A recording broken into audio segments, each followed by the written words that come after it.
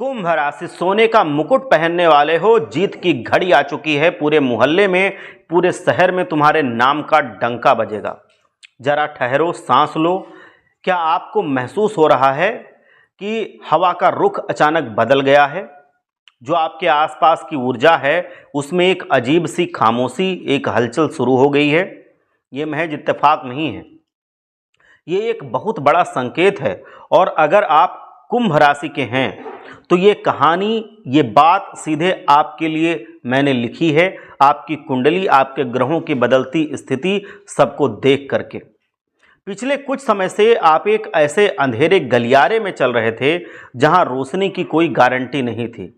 हर सुबह एक नई चुनौती, हर शाम एक नया बोझ दिमाग पर बढ़ता जा रहा था।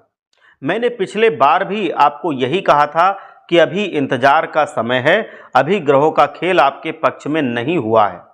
लेकिन अब अचानक से ब्रह्मांड ने अपना सबसे शक्तिशाली दांव चल दिया है। ये कोई छोटी मोटी भविष्यवाणी नहीं है, यह आपके जीवन की सबसे बड़ी कामयाबी का ऐलान है। इसे सुनो, आपके सर पर अब सोने का नहीं बल्कि उससे भी कहीं ज़्यादा बेशकीमती आत्मविश्वास और कामयाबी का मुकुट सजने वाला है। और यह सिर्फ एक मुकुट नहीं होगा, इसके साथ आएगी वो खुशी, वो शांति जिसके लिए आपकी आत्मा ने एक लंबा संघर्ष किया है। आप पूछेंगे कि अचानक से क्या बदल गया? वही जिसका खेल सबसे पुराना है, समय और ग्रहों की चाल। देखिए, ये ग्रह लगातार अपनी जगह बदलते रहते हैं, ये सब जानते हैं, ये तो आप भी जानते हैं। चंद्रमा हर 2.25 दिन में चाल बदल लेता है। पर जब बड़े ग्रह एक साथ मिल करके किसी एक राशि के लिए शुभ फल देते हैं तब इतिहास बदल जाता है। इस वक्त ठीक वैसा ही हो रहा है। आपकी कुंडली में मंगल, जो ऊर्जा और पराक्रम का देवता है, वो अपनी ही राशि में परम शक्तिशाली होकर बैठ गया है। सोचिए, एक राजा अपने सिंहासन पर पूरी शक्ति के साथ बैठा हो तो वो क्या क्या कर सकता है। और उसके साथ बैठा है बुध। जो बुध है, ये व्यापार और चतुराई का कारक है। जब मंगल की ताकत और बुध की समझदारी एक साथ आती है तो इंसान के भाग्य को बदलना तय होता है। साथ ही गुरु, जो ज्ञान और समृद्धि का सागर है, वो भी चंद्रमा के गोचर से बलवान हो रहा है। सोचिए, मंगल, बुध, गुरु और चंद्रमा, ये 4 शक्तिशाली ऊर्जाएं पहली बार एक होकर के आपके जीवन में एक जबरदस्त विस्फोट करने वाली हैं, बदलाव करने वाली हैं। कल से ही एक नए अध्याय की शुरुआत होगी। लेकिन थोड़ा रुको, मेरी बात ध्यान से सुनो। ये सब सुनने में जितना आसान है, इसे अपने जीवन में उतारना उतना ही मुश्किल है। क्योंकि जब भाग्य दरवाज़ा खटखटाता है तो इंसान 2 तरह की भयंकर गलतियां करता है। और यहीं से शुरू होता है रहस्य और चेतावनी का वो सिलसिला जिस पर आपको कान लगा कर बैठना चाहिए। याद रखना, समय किसी को माफ़ नहीं करता। अच्छा समय तो एक बिजली की चमक की तरह आता है और चला जाता है। बुरा समय भले ही जिद्दी हो, पर अच्छा समय क्षणिक होता है। समझदार इंसान वो नहीं जो अच्छे वक्त का इंतज़ार करता है। समझदार इंसान वो होता है जो अच्छे वक्त के संकेतों को पहचान कर तुरंत अपने जीवन की दिशा बदल देता है। वो उस छोटे से शुभ संकेत को पकड़कर अपने सुख की अवधि को कई हजार गुना बढ़ा लेता है। क्या आप वही समझदार इंसान बनने के लिए तैयार हैं? अगर हाँ, तो एक बार वीडियो को लाइक कीजिए और सच्ची श्रद्धा से हर हर महादेव, जय लक्ष्मी माता जरूर लिखिए, जिससे लक्ष्मी माता आपके घर में हमेशा बनी रहें और लक्ष्मी की कोई कमी आपके घर में कभी ना हो। आपको मैं 3 बड़ी चेतावनी दे रहा हूं, उनका संकेत बता रहा हूं, जिनसे आपको इस शुभ समय में सबसे ज़्यादा सावधान रहना है। ये वो 3 दलदल हैं जिनमें अगर एक बार पांव फंस गया तो ये सारा शुभ योग, ये सारा कामयाबी का मुकुट महज एक सपना बनकर रह जाएगा। पहली चेतावनी है, मैं का वो जहरीला भाव। ये सबसे बड़ी और सबसे सूक्ष्म चेतावनी है। कामयाबी के दरवाजे पर सबसे पहले जो अहंकार खड़ा होता है वो होता है मैं ही सब कर सकता हूँ, सिर्फ मैं ही कर सकता हूँ, मैं ही इतना बलवान हूँ, मैं ही इतना श्रेष्ठ हूँ, मैं ही इतना बुद्धिमान हूँ, मैं ही ये काम कर सकता हूँ, मैं ही वहाँ जा सकता हूँ, मैं ही ये दिमाग रखता हूँ। आप देखेंगे कि अचानक आपके बिगड़े काम पूरी तरह से और बिगड़ने लगेंगे अगर ये भाव आपके अंदर है। आप अपनी सूझबूझ से, अपने बौद्धिक कौशल से उन समस्याओं के तोड़ को देखें, ना कि इस अहंकार में रहें कि सिर्फ मैं ही कर सकता हूँ किसी समस्या का हल। जिससे आप जूझ रहे थे वो हल होगा, लेकिन जब ये अहंकार आपके जीवन से जाएगा, आपके प्रयास फलित होंगे, हर तरफ वाहवाही होगी, लेकिन जब ये अहंकार जीवन से जाएगा और यहीं पर शैतान आपका इम्तिहान लेगा।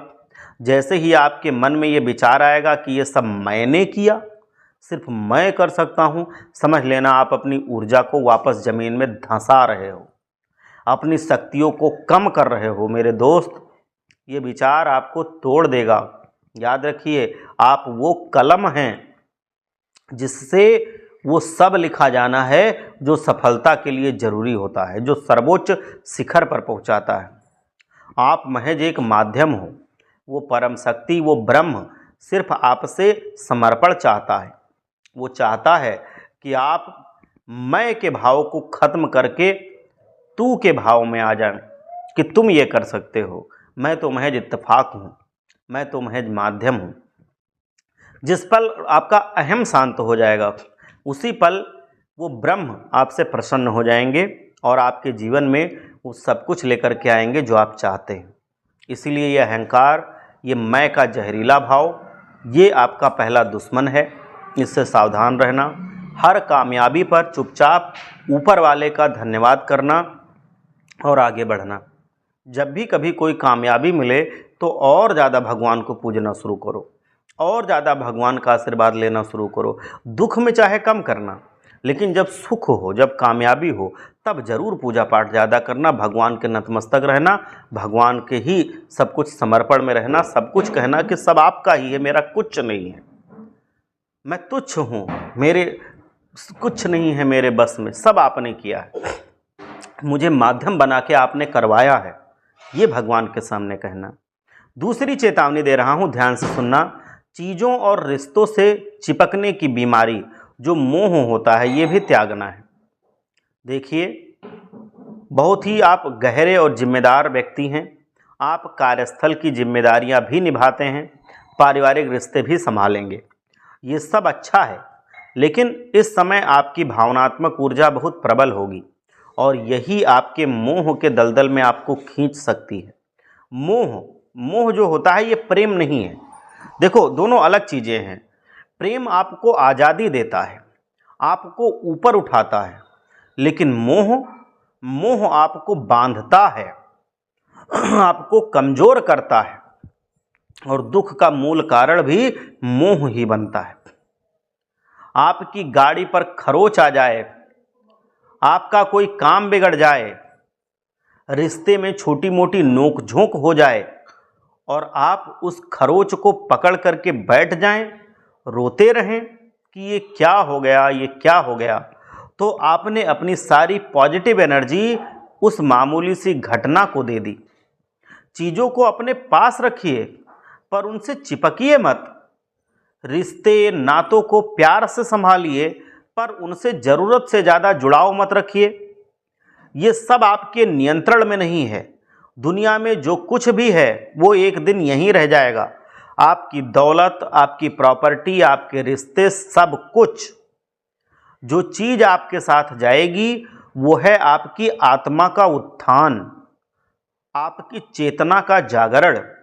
अपनी सबसे कीमती ऊर्जा, अपनी भावनाओं को इस बेकार के मोह में कभी बर्बाद मत करना, नहीं तो फिर आप संभल नहीं पाएंगे और जीवन निकल जाएगा। भावनाओं का संतुलन बनाए रखिए। जो घटित हो रहा है उसे ईश्वर की मर्जी मानकर स्वीकार कीजिए। यह आपका दूसरा सबसे खतरनाक चेतावनी भरा संकेत है। अगर आप भावनात्मक रूप से कमज़ोर हुए तो ये अच्छी ऊर्जा भी आपको व्याकुल कर देगी। तीसरी चेतावनी है, संकेत है, नींव में बैठा पुराना श्राप, मतलब जो मैं बता रहा हूं यह है कुंडली के दोष। ये बहुत बड़ा सांप होता है कुंडली का दोष। ये एक ऐसी सच्चाई है जिसे अनदेखा करके आप अपने प्रयासों को निष्फल बना लेते हैं। मान लीजिए कि आप इस समय में कोई नई शुरुआत करना चाहते हैं, कोई निवेश, कोई नया व्यापार, या आप आय बढ़ाने के लिए कोई साइड इनकम के लिए कोई काम कर रहे हैं। ग्रह आपके अनुकूल हैं, मंगल और बुध आपको पूरा बल दे रहे हैं, आपके प्रयास रंग लाएंगे। लेकिन जरा रुकिए, हो सकता है कि आपकी कुंडली में कोई ऐसा पाप ग्रह योग बना बैठा हो, जैसे शनि केतु की जहरीली युति, या चंद्रमा का बाधक योग, या मंगल का वो दोष जिसका कारण आपका कर्जा कभी नहीं उतरता। अगर आपकी नींव में ये दोष बैठा है तो आप लाख उपाय करें, लाख प्रयास करें, वो निष्फल होते चले जाएंगे। आपको लगेगा कि भाग्य ने फिर से आपको धोखा दिया। इसीलिए शुभ समय में उछलने से पहले अपनी नींव की जांच जरूर कर लेना। ये वक्त आपको महान ऊंचाइयों तक ले जा सकता है। लेकिन अगर कोई पुराना दोष सांप बनकर बैठा है तो आपकी सारी मेहनत का फल वो दोष खा जाएगा। जिस दिन ये दोष मिट गया मेरे दोस्त, उस दिन आपकी उन्नति को कोई रोक नहीं पाएगा, कोई आपको सफलता के शिखर से गिरा नहीं पाएगा। आपकी छोटी सी चाय की दुकान देखते देखते करोड़ों के व्यापार में बदल जाएगी। दोष मिट जाएंगे तो लाभ बढ़ जाएंगे।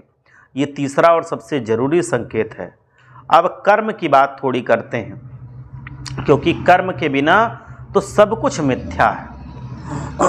ये वक्त है कि आप अपनी क्षमताओं का पूरा प्रयोग करें, अपनी योग्यता को बढ़ाएं, अपने बिगड़े काम आप बनाएं। बिगड़े काम वैसे भी बनने शुरू हो चुके हैं। सरकारी काम हो या निजी लेन देन हो, हर तरफ आपको राहत मिलती दिख रही है। आप नई प्रॉपर्टी खरीद सकते हैं, नया व्यापार आप शुरू कर पाएंगे, सफलतापूर्वक शुरू होगा। आपका आत्मविश्वास 7वें आसमान पर होगा। लेकिन इन सब भौतिक परिवर्तनों से 1000 गुना ज़्यादा जरूरी है ऊर्जाओं के स्तर पर परिवर्तन। नकारात्मक ऊर्जाएं हमें उल्टे सीधे विचार देती हैं, हमें वासना और भ्रम में फंसाती हैं। सकारात्मक ऊर्जाएं हमें अच्छे विचार और स्थिरता प्रदान करती हैं। आपको यही स्थिरता जिंदगी में चाहिए। यही आपके जीवन की असली कमाई है कि जब सब कुछ छोड़ करके जाना पड़े तो आपके हाथ में केवल आपकी जागृत चेतना हो। तो इस शुभ समय का लाभ उठाने के लिए, इस आध्यात्मिक उत्थान के लिए आपको 2 चीज़ें तुरंत करनी हैं। पहला है चेतना का जागरण।